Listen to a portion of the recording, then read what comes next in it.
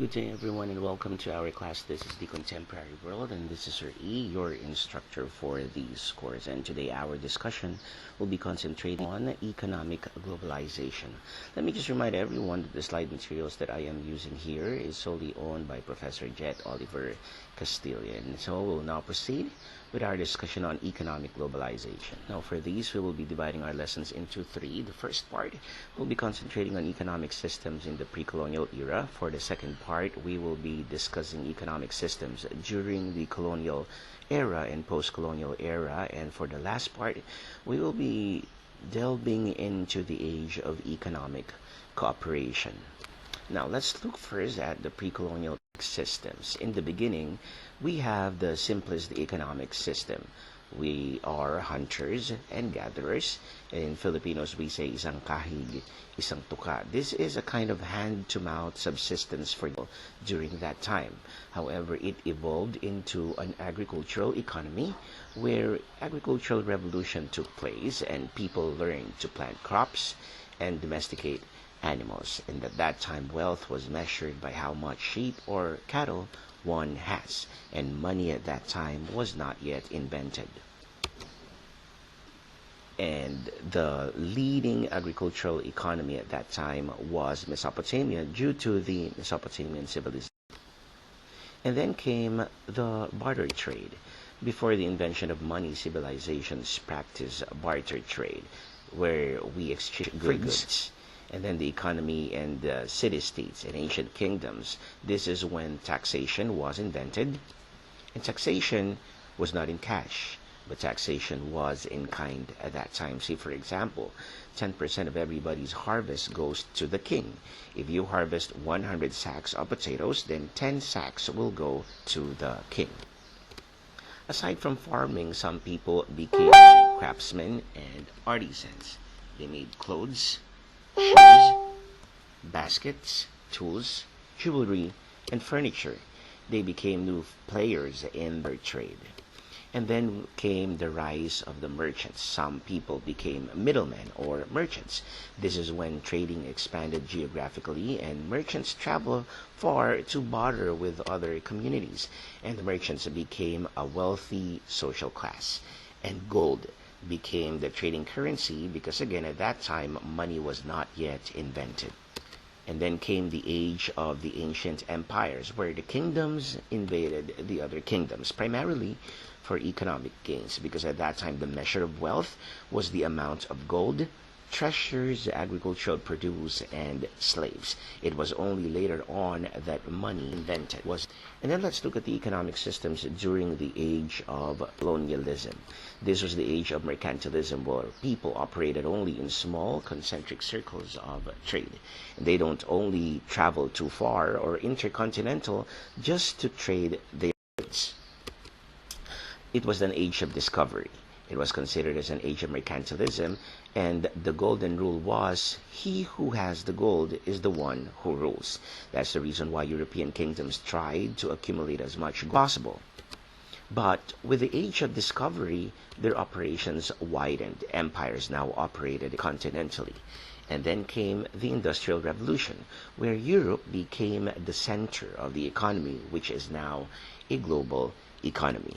The overseas colonies became a periphery. Later on, the United States also became a center of economic power because of the Industrial Revolution. Center means this is where the factories are. When we talk about being a periphery of the center, these are the farms and the sources of raw materials. That's the reason why there was a seeming imbalance in the society. The center became richer while the periphery remained poor. Let's look at the post-colonial era here. Now, after the Second World War, the centers released their respective peripheries. The Western powers gave independent colonies. And this is where we see neo-colonialism took place. The First World continued to flourish economically, while the Third World, or the agriculture-based economy, struggled to improve economically. Then raw materials like sugar and copra are cheap, while finished products like Coca-Cola and shampoo became expensive. We'll get the higher income, of course. But the old economic order remained. The newly independent countries, or the former colonies, we call them also as the third world countries, still export raw materials to their former colonies, and in return, the Western powers, or the former colonizers, we also call them as the first world exports finished products to the former colonies. Say, for example, the Philippines exports sugar to the U.S. In return, the U.S. exports candies, chocolates, and cocoa to the Philippines. Banks of the First World, like the International Monetary Fund and the World Bank, loaned money to the Third World countries, and in the process, the rich countries, get more control over them. Now let's look at the Second World. In the communist bloc, trade happens only among themselves. The big communist countries like the Union of Soviet Socialist Republic and China export to the smaller communist states, or what we call as the satellite states, what they need, including military hardware like tanks, guns, bombs, and others, while we have the small communist countries like North Korea, North Vietnam, and now, the discovery of oil changed the history of the countries as well. After the Second World War, petroleum was discovered in the Middle East. The Middle Eastern countries rose to become economic powers by exporting oil to the rest. Now, we have a new set of countries that are powerful economically, but are neither First World nor Second World. They are neither Third World too. They organize themselves and call themselves as the OPEC, or the Organization of Petroleum Exporting Countries. Now, the OPEC is combined with these Arab states controlling the prices of petroleum products around the world. Now, if they drill oil quickly and in large quantities, there will be an oversupply. This is when prices will go down, or if they slow down the drilling of the oil, there will be a shortage of supply. The reason will be the consequence. Prices of the oil will go up. Now, with the New World Order, with the collapse of the communism in the 1990s, the first, second, and third world labeling of the countries became outdated. The labeling system evolved to developed and developing countries. Lately, the global north and the global south, or the dichotomy, is the one that is being used. When we talk about the global north, this refers to the rich countries because most of them are in the northern portion of the globe. And the global south refers to the poor countries because most of them are in the south of the globe countries.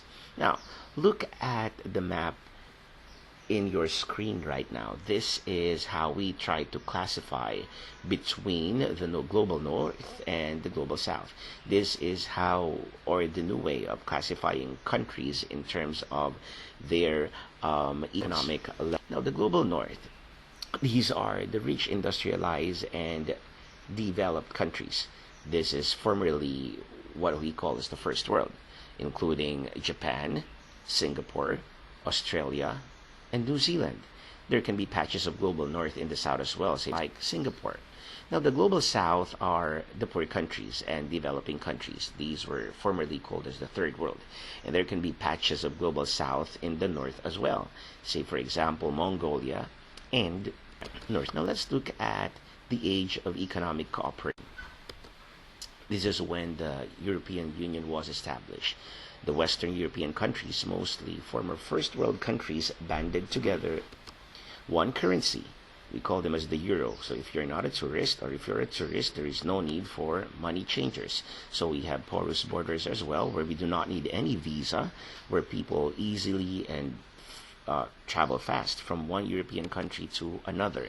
There is a relaxed trade restrictions where there can be less taxes, less threatening for sellers, and results to higher income of sellers. On your screen, you'll be seeing here how, say for example, before the European Union was formed and after the European Union was formed was consequential to the economy of Europe.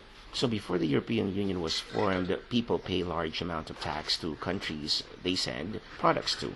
But after the EU was formed, they pay less tax and they get more income.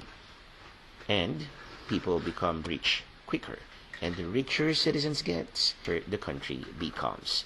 Now you have here on your screen the APEC, or the Asia Pacific Economic Cooperation. These somewhat operates like the European Union, where there is relaxation of tariffs or taxes countries. Now the Philippines is a member of the Asia Pacific Economic Cooperation. That's why we see a lot of foreign products in our market, like pongkan and others. The downside of the APEC is that some countries cannot compete economically with others. Say, for example, Korea, Japan, and the US sell computers, cars, appliances, and gadgets. Large price, less taxes. That would be equivalent to a larger income for these countries, while the Philippines and other agriculture-based countries sell like bananas. Cheap price, less taxes, small income. Now, the situation here was worsened by China, where China sells apples and pongkan to the Philippines. We patronize Chinese fruits over Philippine fruits. Thus, our farmers lesser at the moment. Then we have the ASEAN integration, or the Association of Southeast Asian Nations, and the integration of the region. Now, here we have its members like our country, the Philippines, Indonesia, Malaysia, Singapore, Myanmar, Cambodia, Laos, Vietnam, Thailand, and Brunei. Thailand, back in 2015, proposed an EU-like setup, and Thailand is on the advantage, but we are at a disadvantage because Thailand has a lot to sell. They have a lot more agricultural products like rice and fruits compared to the Philippines. This ASEAN integration is not yet in full swing because still we can consider this being in the early stages of the integration. And right now, if you are a member of the ASEAN, or the Association of Southeast Asian Nations, if your country is a member of that, then you would not be needing a visa to enter these ASEAN member states. Now, the K-12 program was instituted as well for the seamless transfer of students from one ASEAN state to another. Soon, if things would go well, we might have a common currency in the ASEAN region. What have we seen in this lesson so far? There is a globalization of economies. Countries tear down borders and merge their economies, and they do these for mutual economic gains. They call this as the economic cooperation. And that wraps up our discussion on economic cooperation, or economic globalization, and this is Prairie World. Thank you for joining me this morning, and this has been Sir E, your instructor for this course. Stay safe, stay sane, and stay strong. God bless you all until we see each other again.